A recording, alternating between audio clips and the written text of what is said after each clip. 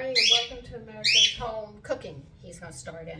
I just came in from shopping. I haven't even gotten out of my clothes yet, into my house clothes.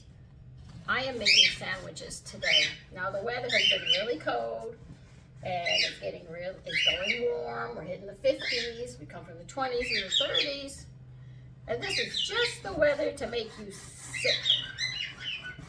Which my son was so kind to share a coat with me yesterday.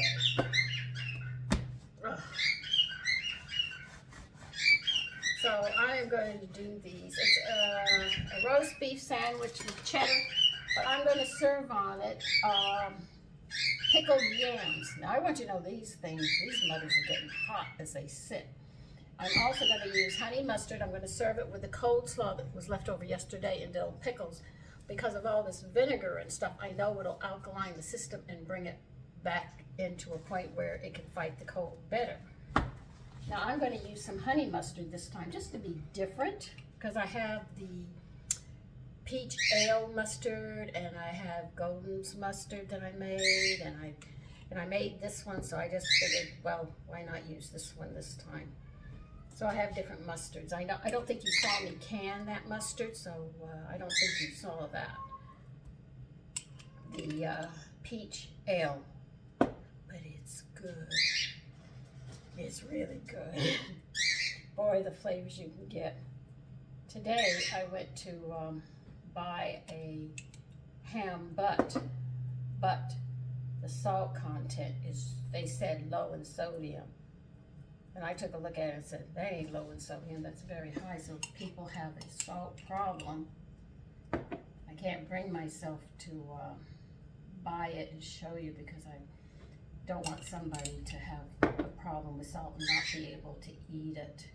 But I did get a kielbasa, and I have some ham that I'm going to sit there, and I'm going to finish this jar up. I'm going to make deviled ham, not just a ham where you just grind up ham.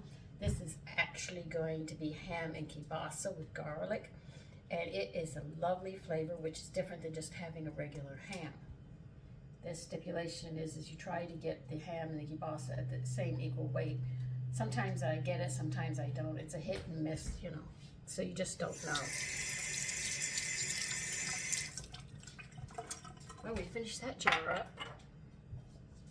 Tell you, I have a butter recipe. My son is going to get Jack Daniel's whiskey for me. I can't wait to show you this one. I've been reading the recipe and I said, ooh la la, this one sounds good. Okay, so I bought a pound of roast beef and I am going to lay it on these sandwiches. I don't know if I'm going to use it all. I might. But anyway, that's what I'm going to do. And these are going to be big sandwiches. I don't believe in making small, hopeful sandwiches. If I'm going to eat a sandwich, I want to eat a sandwich. And remember, a pound is 16 ounces, but for every 3 ounces of this, you got 25 grams of protein, so we're doing quite well. So when you eat big like this, you don't get hungry all the time, like, I've got to eat, I'm hungry again or something. When you really eat, and you're not loaded up on sugar and stuff, you can find that you can really run on the food that you have.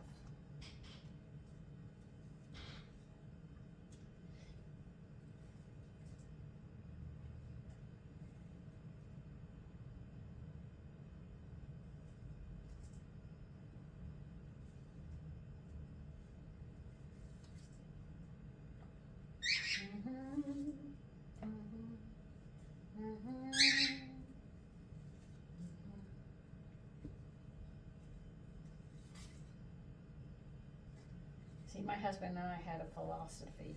If we can eat, we're happy. We can deal with everything else. But if you've got a roof over your head, you've got food on the table, and you can sit there and clothes on your back, you shouldn't complain about anything in life. You are blessed more than you realize. So many people say, well, I have to have a car, I have to have this, I have to have that. Be grateful for what you have, because in an instant it could be taken away from you and then you have nothing. count your blessings that you can have an opinion and you can disagree with people and still not lose your head over it, you know, because in some countries you can't talk against the government, you can't protest, you can't do anything. So count your blessings that you're here, that you can express yourself. You don't have to agree with everybody. And you're able to live your life, you know? You're not in terror.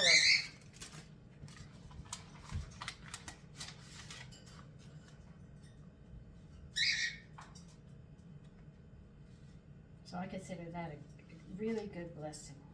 And I think a lot of people take it for granted. I need my cell phone. Well, I would need food. I have to have this evening gown. It's so chic. I'm glad I got clothes on my back.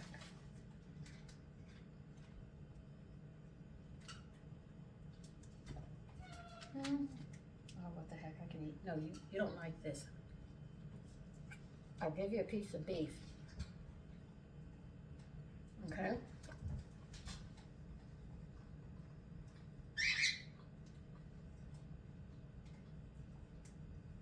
Here. There it is. If you eat that, I'll give you another piece. You want a piece too? Okay.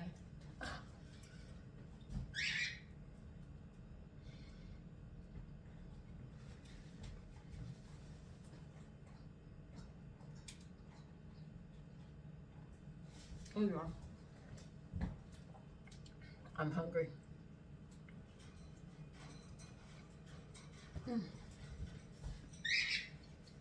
I did not eat before I went out.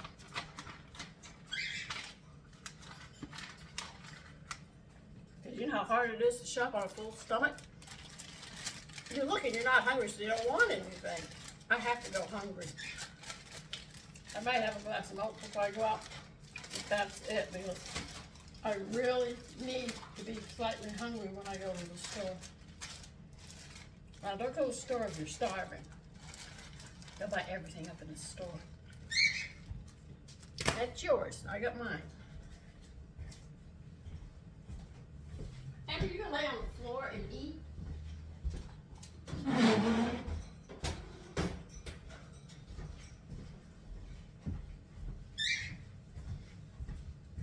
You would not believe what my cat just did. He just laid down on his belly, spread his arms, and he just started eating. Tabby said, I'm going to be prim and proper. I'm going to sit and be very polite. Amber was not. He just blabbed out and said, I'm going to stuff my face. I said, okay. See? This mayonnaise holds its shape. Doesn't separate.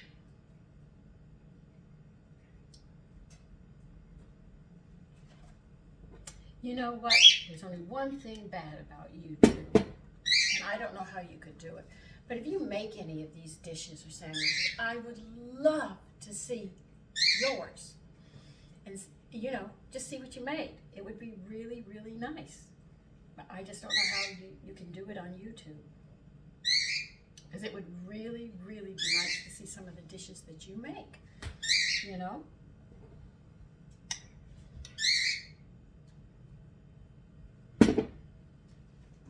A lot of people don't think about that, but I think that would be nice. Like the person who's going to make the mayonnaise. I would love to see the picture of your mayonnaise. I really would. I know what it looks like, but I'd like to see yours. You know, and see how it came out. Because it sort of helps. If you have a problem, we can work it out.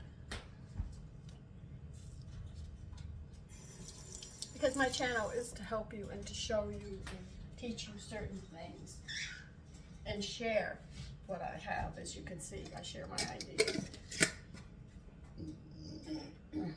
I told you I was hungry.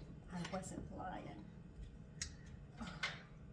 This is like so hot. I'm gonna have to drain this because Sean is not gonna be able to put his sandwich together with this because it'll make the batter soft, the bread soft. So what I'm gonna do, I'll put it in a container. If he takes it to work, he can take this out and just lay it on the sandwich, you know. So it'll be ready for him.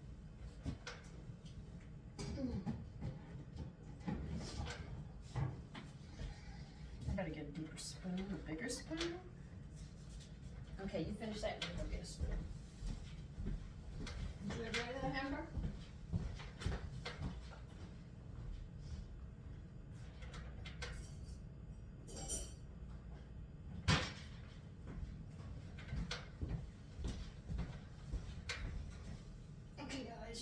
one little piece, but you ate everything else. That's good.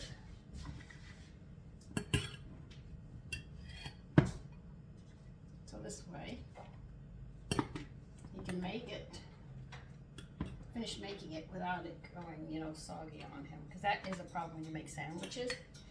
If you're putting lettuce and tomatoes, get a container and layer it all into the container. So they have the meat and the bread and mustard together. They just take that top off, and you take all of those and you pick them up, the rest of the tomato, just lay it on. And then he's got his fresh sandwich this way.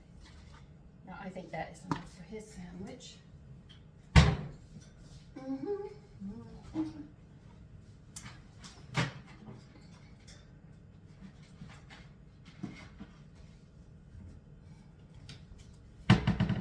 Now that my cats ate, they left me, abandoned me. So anyway, like I said, this is yams and bell pepper, and they were pickled. And I want you to know, these are hot. When you first have them, I'm going to tell you, it is hard to make, but the longer it sets, if you eat it right away, it doesn't have much flavor. But as you let it sit, they sit up to a year, you can save it. So I'm still working on mine. We've eaten half of it. But this is the sandwich. This is exactly what I am having, but I'm going to have coleslaw and stuff with it. I'm going to be packing these up for my son. So listen, you take care. He's carrying on. Anyway, take care. Bye-bye.